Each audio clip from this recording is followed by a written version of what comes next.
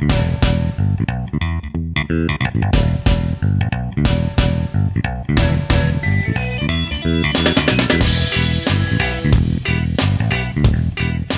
boys and girls. Welcome back. It is week one of the actual college football season. Week one.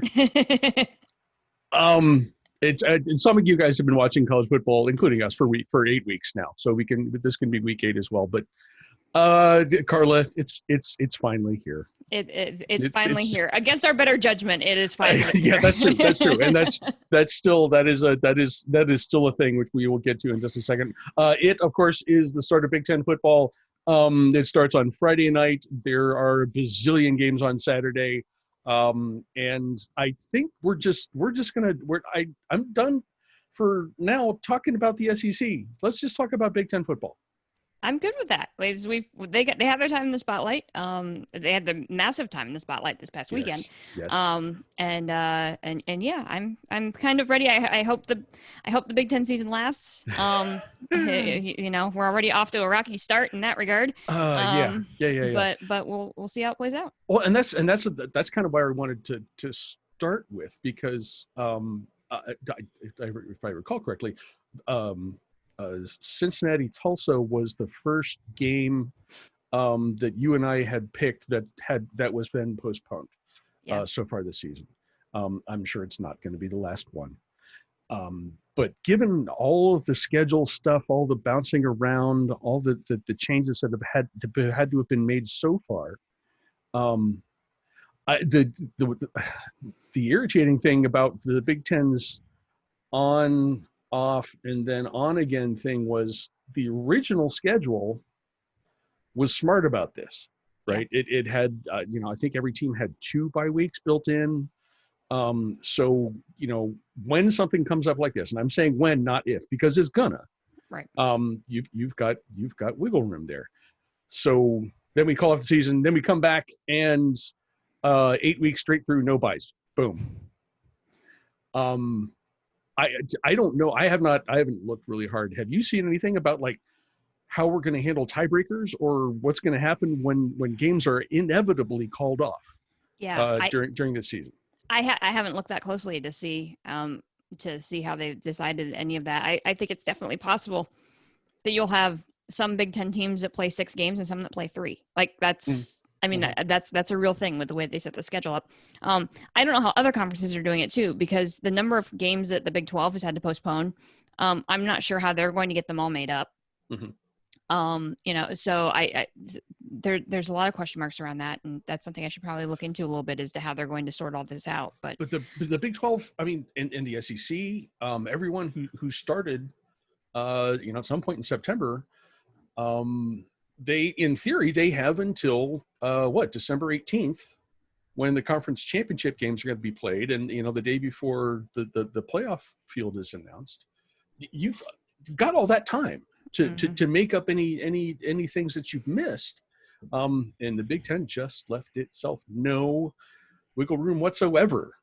So, I mean, that'll be an interesting thing to see when it does come up, because it's gonna, as I said. How the conference is going to handle that, and we will roll with those punches as they show up. I mentioned last week, if you guys recall, last week was the agree to disagree week.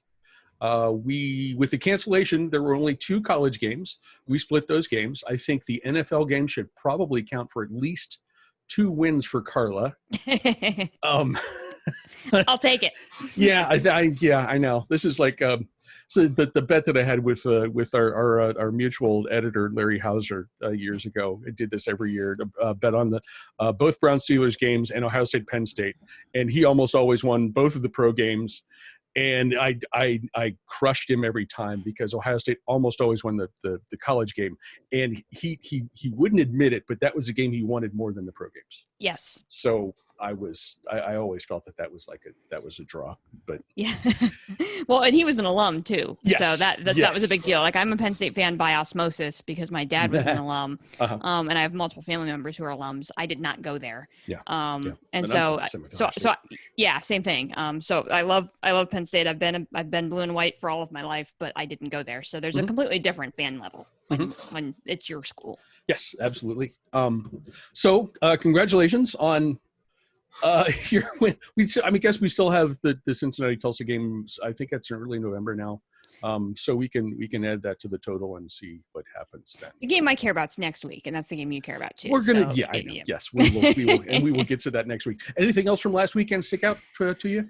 I of course we were texting and tweeting and stuff during the games. I nothing makes my heart happier than watching UTK fans get crushed. I'm sorry. I know I have a lot of UTK fans that I'm friends with, close personal friends with, but it just makes my heart happy. Kentucky going in and winning for the first time since '84. She was gloating. She was gloating like it was Penn State that won the game. It was wow. I was definitely gloating. That's how much I'm tired of hearing Rocky Top. To the point that it was actually a banned song at our wedding. That's not a joke. We had to tell the DJ nobody's allowed to come over here and play Rocky Top. Okay, that's good. And so yeah, so that was a thing. So it's also what happens when you're married to a Florida Gator. Like that they don't get along all that well either. So so yeah, so that was fun. I could talk a lot about the Georgia-Bama game. Obviously, I was wrong on that. Mm-hmm. You can't turn the ball over 4 times. That's not going to work. Stetson Bennett has height issues. That was all over Twitter. I mean, the kid's got an arm, but if he can't throw over the defensive line, that's going to be problematic. Mm-hmm. And that was problematic multiple times during that game. And I happen to know a little bit about this, being short myself. So I was like, Stetson Bennett, I feel your pain. Yeah. And that I wanted that game to be better than it was. I got more entertained by, I think we both flipped over to watch Florida State because apparently North Carolina just can't be good at football. I think that was just like the sports god saying, no, you're good at basketball. I mean, what if you painted the football orange and threw it out there? Would that help? I don't know. I mean, that was a game. I mean, that was like Clemsoning level. Yeah, it was Loss. It was, but entertaining. It was. And I was happy to have one entertaining game that Saturday evening because the Alabama Georgia was just not. And I guess my closing thought for the weekend, what actually happened on Wednesday night, we couldn't talk about this game, and AJ couldn't talk about this game because it was on Wednesday night, right. Was Coastal Carolina being the team that we all need this year. And I posted that on Twitter and had some people talk to me about that. Like, yes, Coastal is the team we all need this year. And so then we got on the bandwagon of rank Coastal. I am here to raise my glass saying Coastal Carolina is number 25 in the country right now. So start it all. We love you, Coastal Carolina. They got a big game this weekend too. And I'm sure AJ will have something to say about that. But there was a brilliant. I was asleep for this, but there is a brilliant transitive properties discussion in our text feed between you and AJ. You guys did marvelous work. yeah. AJ had the transitive property figured out quite nicely. Yeah. About somehow Coastal being able to win the Big 12. Yes. And it was absolutely spectacular. I gave him an A. I'm like, that's A work right there. Yes. And in fact, at one point, the circle actually closed at one point too, which is even better. Like if you can get a transitive property to actually close all the way, like that's not easy to do. That's extra credit. Yeah. I think. But yeah, so that was my takeaway. Lots of just weird stuff this weekend.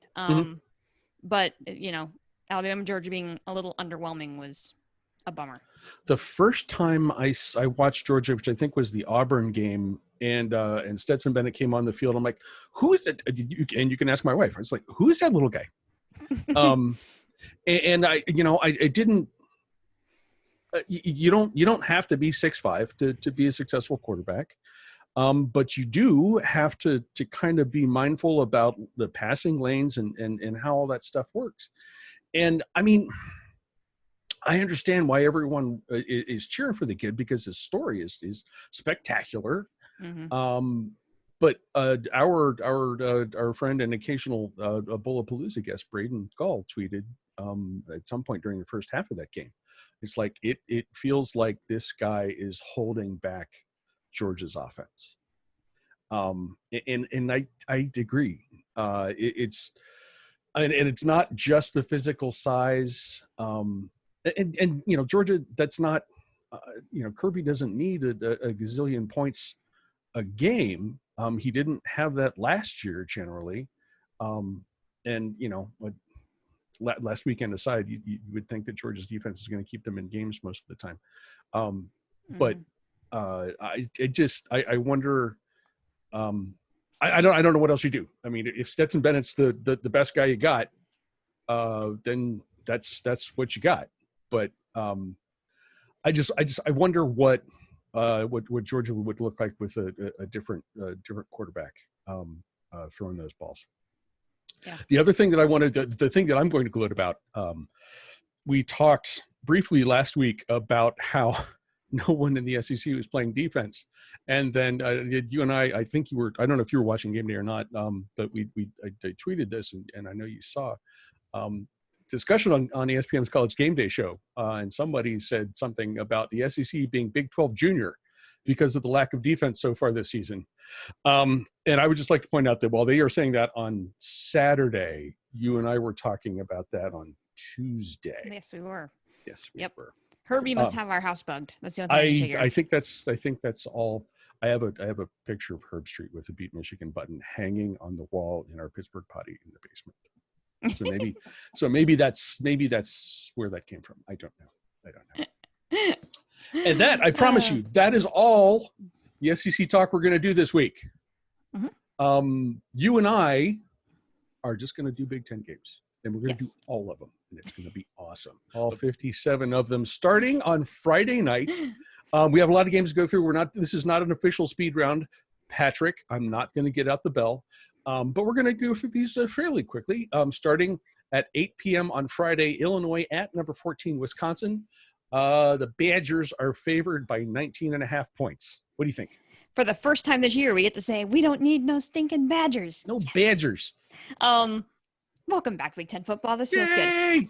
So Wisconsin should have a pretty good defense this year, and that's pretty consistent across the board. Is there ever a year when we say that that we don't say that about Wisconsin? Not really. Wisconsin has a lot of questions on offense now, though, and that's even changing. Within the past week. I mean, they took a massive loss on Saturday without playing a game, with Jack Coan being hurt. Yeah. And being done for the year, more than likely. The term is out indefinitely, but I mean, when your season's only 8 weeks long. Yes. Yeah. It is what it is. We know what that means. And Jonathan Taylor is now running the football in the NFL. Mm-hmm. So there's a lot of unknowns about this Wisconsin offense. Defensively, they should be pretty solid. Illinois got really high hopes for this season. Yeah. They had a bowl win. Brandon Peters has 6 wide receivers, 3 tight ends, an offensive line with experience, and a partridge in a pear tree. Like that's, I mean, like Illinois could actually be a decent football team this year. I don't think they're going to compete for a conference or for a division title, but I think they could mess up some schedules this year. I hate the line on this game. Really, there's so many unknowns with Wisconsin. Wisconsin wins this game, but if I was a betting person, my notes here say Bucky wins, but take Illinois in the points. I see this game being a lot closer than 20 or whatever the line is. I think Illinois is a better team than that. And we need to learn a lot about Wisconsin to see if they really are the top team in the West this year. Okay. So Wisconsin wins at home, although Camp Randall isn't nearly as much fun as it could be, with no fans in the stands or very few fans in the stands. But Bucky wins at home, but closer than everybody expects. Okay. I'm not. I mean, Graham Mertz, who I apparently will be the starter for Wisconsin at quarterback, played well in a few games he appeared in last season, as Jack Coan was hurt back then. Tailback, I mean, I could set up back there behind that offensive line and gain 1,000 yards in 8 games. So I'm not sure whoever has the ball in his hands, that how much that matters. Here's why Illinois is going to lose. Number one, Illinois stunned Wisconsin last year, effectively ending the Badgers any realistic chance the Badgers had of making the playoff. And that's so that means this is a retribution bowl, and that's that if that itself wasn't enough, the bigger deal is Lovie Smith shaved his beard. Shaved his beard in the spring. He still has not grown it back. This is the beard that all beards should aspire to be. And this is like Samson getting a haircut. Illinois, I hope Lovie stops shaving like as soon as this game is over, because without Lovie's beard, Illinois has no chance of winning this game. None. So that's. I'm actually I was going to say something about Lovie in hoping that he grew the beard back, and I looked on the website, and he's like, nope, still clean shaven. It's not going to happen. It's a terrible thing. That's Friday night. Saturday, big nude. Nebraska at number 5 Ohio State. Ohio State's favored by 27.5 points. Go ahead, Carla. Yeah, I didn't put a lot of notes on this game because I figured you'd have lots of thoughts. Have some thoughts. Yeah. So Nebraska didn't end its season last year the way that it had hoped. It ended up its season losing 5 of 6, missing a bowl game. But still, the line on this game feels big. For a first game of the season, yes. Like that might be overstating. Ohio State's going to be a darn good football team this year. But gosh, that line is huge. Nebraska's offense has some potential. The offensive line looks okay. Dedrick Mills is a good running back.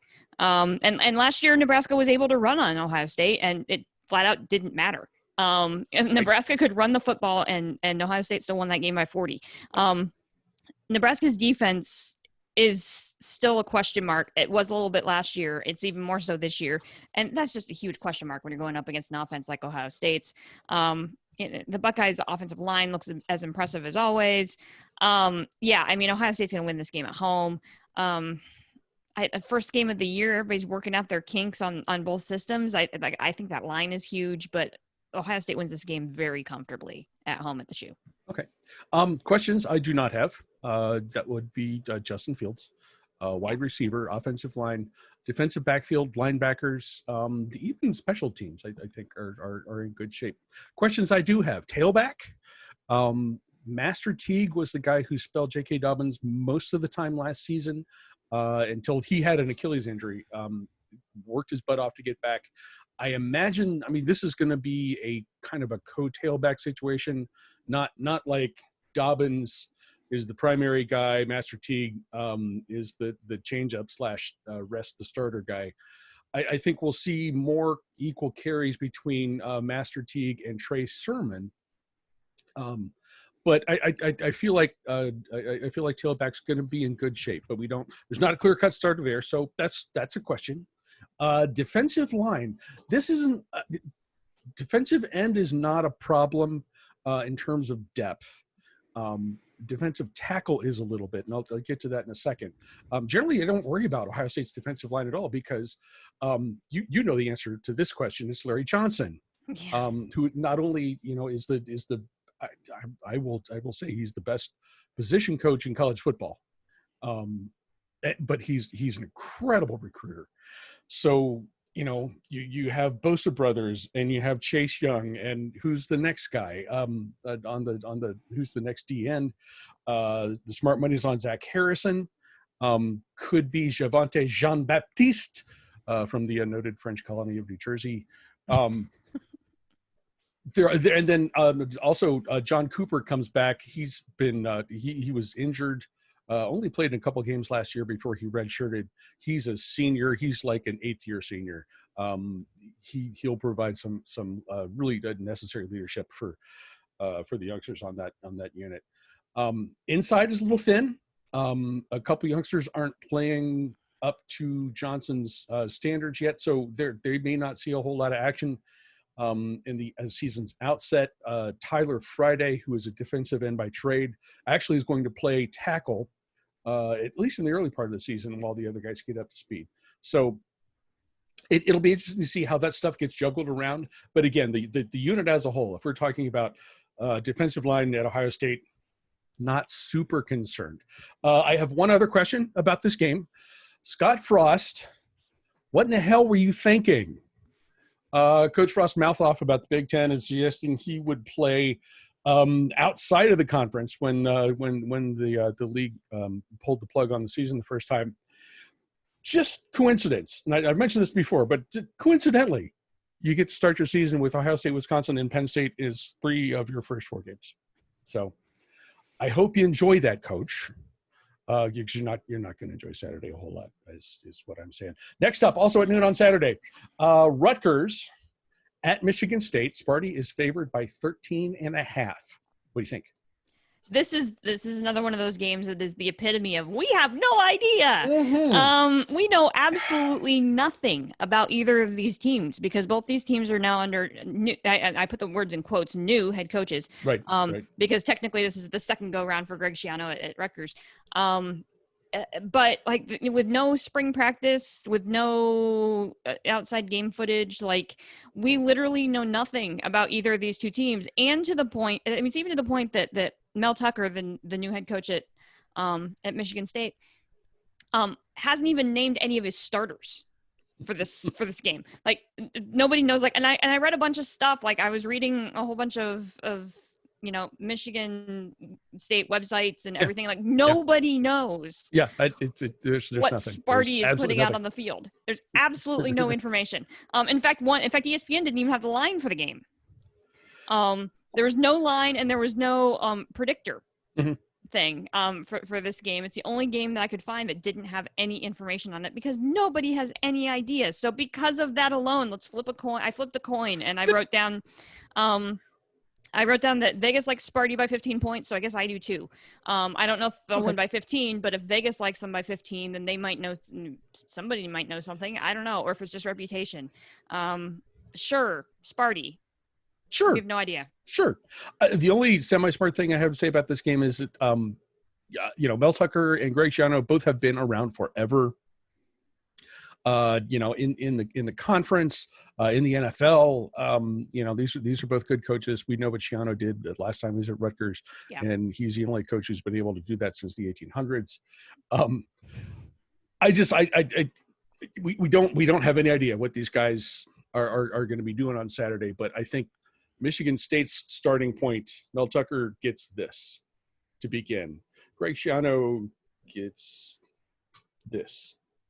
And at least at the outset, I mean, just in terms of talent, I think that's going to be the difference. Schiano's good enough to make that difference up in some ways, and maybe that happens later in the season. But on Saturday, I think that's the difference. I think Sparty is going to win this one. I'm going to take this one first because I'm going to let you say what you need to say about it. This is at 3:30 on Saturday. Number 8 Penn State at Indiana. The Lions are favored by a 6.5 points. I've said this many, many times over the years on this very program. Indiana is the most annoying team in the Big Ten. They score and they score and they score. I know Ohio State always has a hard time putting them away. I don't see Penn State losing this, but it's not going to be a super comfortable afternoon, Carla, for you and my other Penn State fans. You're going to win, but that's a tough game to start with. I hope we win. That's kind of where it was. You're going to win. As the news continues to evolve out of State College, as the that's true. On, that we're recording this on Tuesday, we just got word that the world just got word that Journey Brown is probably lost for the season, and that's added pain for me because he's an Erie kid, and I right. Yeah, he went to McDowell, I think. And so you like rooting for the local kid. I grew up in that area. So I loved rooting for Journey Brown. Some sort of undisclosed medical condition, which is concerning that's the language that they're using. Yes. I hope it's not something that's going to be a long-term thing for him because he really does have potential. It'll be interesting to see if he decides to stay or if he'll just opt into the draft because he would be eligible at the end of this season. So we'll wait and see what happens. there are a lot of other question marks about this Penn State team now that we weren't anticipating heading into the season. Primarily, Micah Parsons opting out, which, we've had several players have done that across all the leagues. And so he's decided that he just doesn't want to take the risk of playing with a virus, playing under a pandemic, and is just going to go straight to the NFL. But you add, to the other hand, there's this guy by the name of Joey Porter Jr., who's going to be, who's been named a starter at corner. So not like his dad, but he's at corner for Penn State and has been named a starter. So we'll get to see our first real action of him. He was redshirted last year, and everybody was kind of like, "You're redshirting Joey Porter's son." But apparently, primarily Joey Porter. Yeah, but it was obviously they're seeing something in the limited practices they've had that they put him out there, and James Franklin said some nice things about him today in his presser. It's gonna be really interesting to see how this offense operates now under a new offensive coordinator. If you can't beat them, hire them. Welcome to State College, Kirk Shiraka. Sorry. I still have to learn how to say his name, Kirk Shiraka, who was the former offensive coordinator at Minnesota. And if you happen to remember, it was Minnesota that put the end to Penn State's playoff hopes. Yes. So if you can't beat them, hire them. And so it'll be interesting to see how Sean Clifford adapts to the new offense. But there's a lot of question marks. And like you're saying, Indiana is a headache, regardless of when you play them. And then when you think that you've got an Indiana team that won 8 games last year and is returning 17 starters, and Penn State happens to have this little game next weekend with Ohio State, are you looking ahead a bit? This game makes me real nervous. I hope we escape Indiana with a win. It's the line on this game is accurate. I think this is going to be a dogfight. And I hope that the Nittany Lions aren't taking this game lightly, and we'll go in there and play with some purpose, and come out with a win. But it's going to be, this is not a fun way to start the season. What are you doing to me, football? I know. I had to wear the Saturdays are for football t-shirt on the show this week because I'm trying to convince myself that Saturday is not going to be I'm going to drink a whole lot because I'm watching a Penn State football game.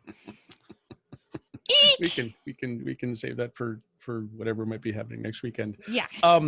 Also at 3:30 on Saturday, Iowa at Purdue.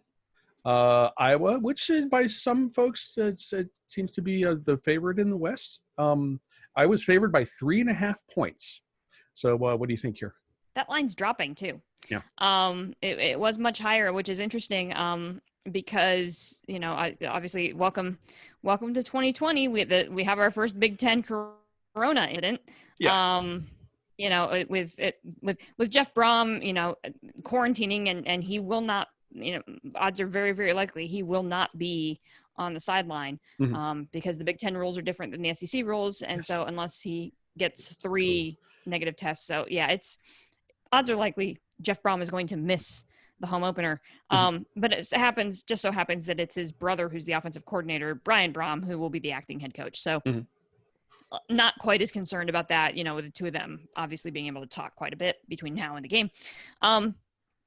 Purdue has really, really talented wide receivers, like stupidly good wide receivers. Rondale Moore. Yes. Ugh, and if God.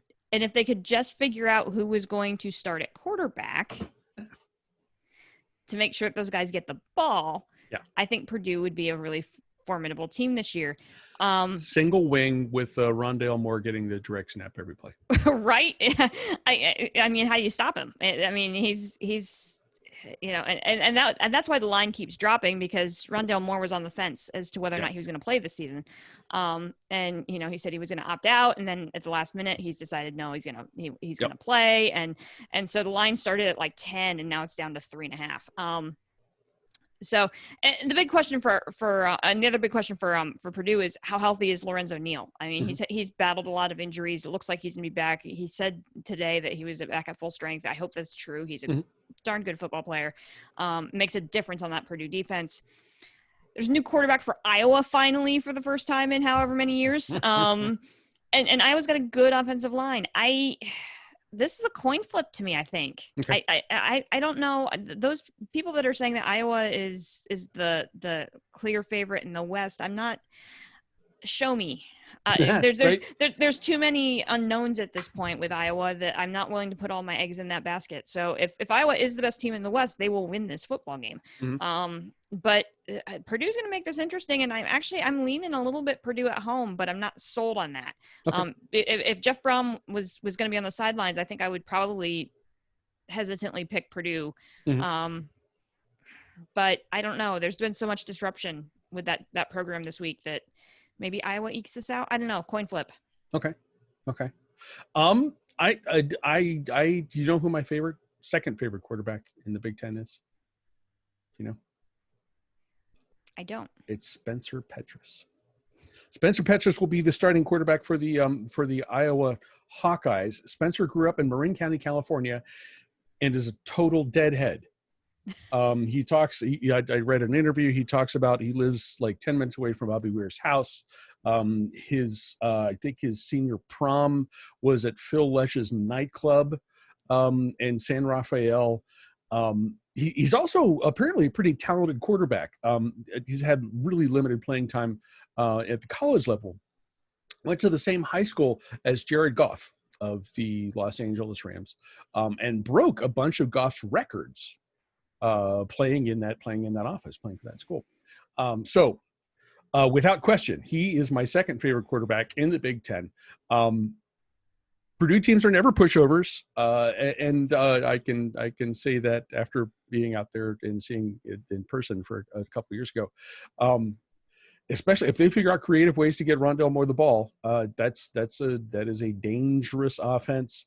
I'm still thinking I was going to be my pick to win the West, and they're going to start out with a win here in West Lafayette at 7:30 on Saturday. Maryland at Northwestern. The Cats are favored by 11. We have a Tagovailoa. Is that how you say it? Is that there's one of them in the Big Ten? When did that happen? Tagovailoa, yeah. Yes, I was close. Yeah, Tua's baby brother. I'm not sure. I can't even pronounce his first name. It's Talia. Talia. Okay. Mm-hmm. Talia Tagovailoa. Okay. It's like tug is the way that if you look at the pronunciation guide, it's actually almost like a Tagovailoa. What do you think about this young gentleman and his chances of winning at Northwestern? I like my notes on this game is like one sentence. It's like my brother-in-law went to Northwestern, so sure, Wildcats win. I don't know. This is the game that's just like, okay. It's on the schedule. That's great. Glad you're playing football. Talia is the intrigue here because nobody knows whether or not he's actually going to get the start. I would scratch my head quite a bit if he doesn't get the start, because he backed up his brother at Alabama before transferring. So we've seen him. Does he have the mettle and the view of the field that Tua has? We don't know. We haven't. We saw him just in limited experience at Alabama, but that's the reason to watch this game is to see if he starts or maybe if they're trying to figure it out and they split time.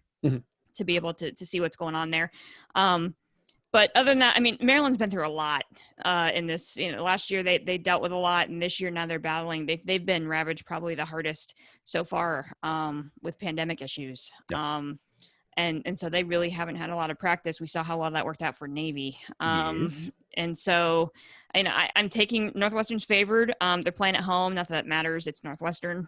But I'm sorry.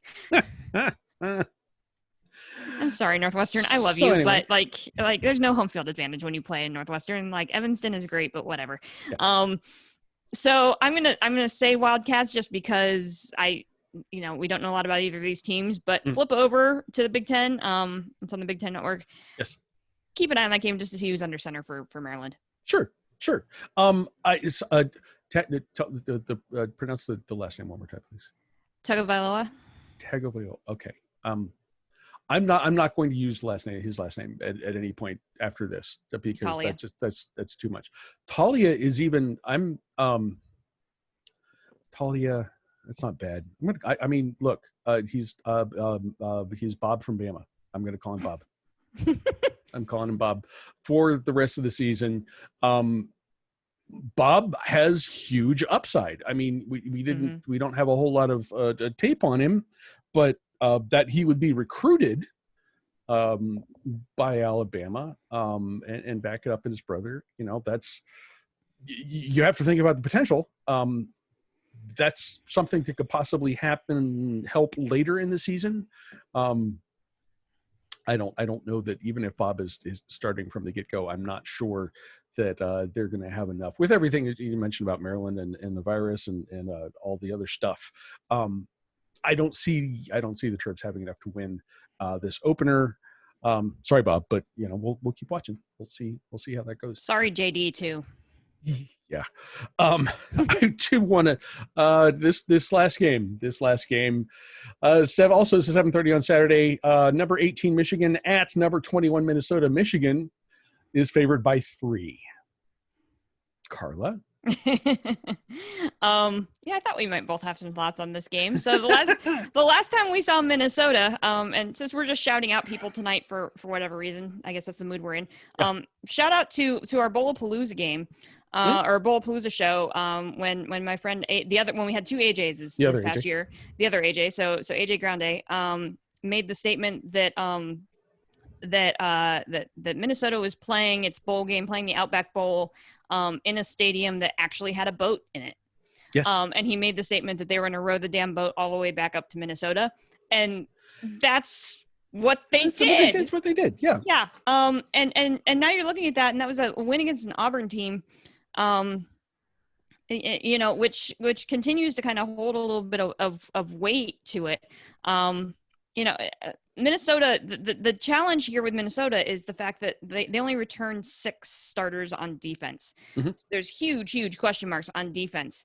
But offensively, I mean, yeah, they lost Tyler Johnson to graduation, but they still have Tanner Morgan. They still have Rashad Bateman. Offensively, they're going to be the same team that they were, other than the fact they've got a new offensive coordinator. But the pieces are all still there offensively for Minnesota to keep doing what it was doing last year. Yeah. I love this. As I was reading up, I spent a lot of time in Michigan newspaper land because I was trying to find anything at all about Sparty, and which I was unsuccessful in. But I managed to read a lot of the Freep that was available to me. That's the Detroit Free Press. The website's the Freep.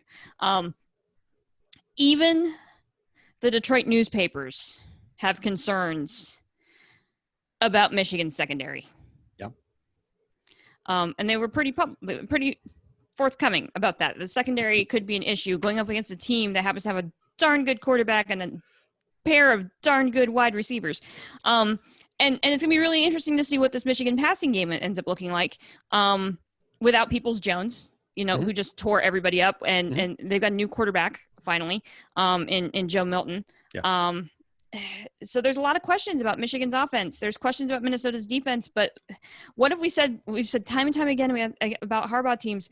They can't finish drives. They don't put the ball in the end zone. Yeah. And if you have a team that has questions on offense going up against a team that, even though they might have some questions on defense, has an offense that we know works, mm-hmm. row the damn boat. Mm-hmm. Minnesota wins this football game. Mm-hmm. Mm-hmm. PJ Fleck is a freak of nature. He is just like a Jim Tressel, overly caffeinated Jim Tressel. He rode Western Michigan into a New Year's Six Bowl as a head coach there. 2 straight winning seasons, including a top 10 ranking for a bit last year at Minnesota, when he went 11-2. Jim Harbaugh is at Michigan is 10-14 against ranked opponents. One of these programs is on the rise. The other one, what is our theme for 2020? I have no idea. For all of the Jim Harbaugh quarterback whisperer, who knows about Milton? He's pro style quarterback. Who doesn't have receivers because they all graduated. It's got a decent running back, but Michigan's leading rusher last year it had just over 700 yards. This not only feels like a Minnesota win. And boy, I wonder about the patience. I keep saying this, and it's not just like bitter stuff, but Jimmy's got to be paying attention, or he's going to have a rough year. So, and it could start with this one on Saturday night. And Urban's had something to say about that too. Did you see that comment? I did not. Urban said, I think on whatever show he was on, that Penn State is now the biggest rival to Ohio State in the East to like contend for a title. Then without question. And of course, that just set young fans off. But I mean, I wore Brown stuff around here last week, and people said, "Man, we wanted to be a rivalry again." It's like, well, I got to win a few before it's going to be a rivalry again. And that applies to Jimmy. He's got to win this game. He's got to beat Michigan State. He's got to beat Ohio State. Hasn't been doing any of that stuff. So we will see. Boys and girls, welcome back to the Big Ten season. You can hear the Carla and Crappy show on Apple Podcasts, Spotify, Google, Stitcher, TuneIn, all of those other things. You can watch us on YouTube, and this shows a Facebook page. If you'd like us, please subscribe, rate, and review. If you don't, mind your own damn business. And be sure to come back next week to see exactly how wrong we were. Carla, any final thoughts? I'm going to be really preoccupied at 3:30 Eastern on Saturday. Yes. So if you are not preoccupied, I would appreciate somebody else taking a close look at the one ranked on ranked game that I'm really intrigued by, and that is Iowa State at Oklahoma State. That game's at 3:30 Eastern on Fox. I think that's a Big 12 title game preview. I think those are your two best teams in the Big 12, and we'll see it, especially if you don't like defense. Although I will, that being said, Iowa State actually does play defense adequately.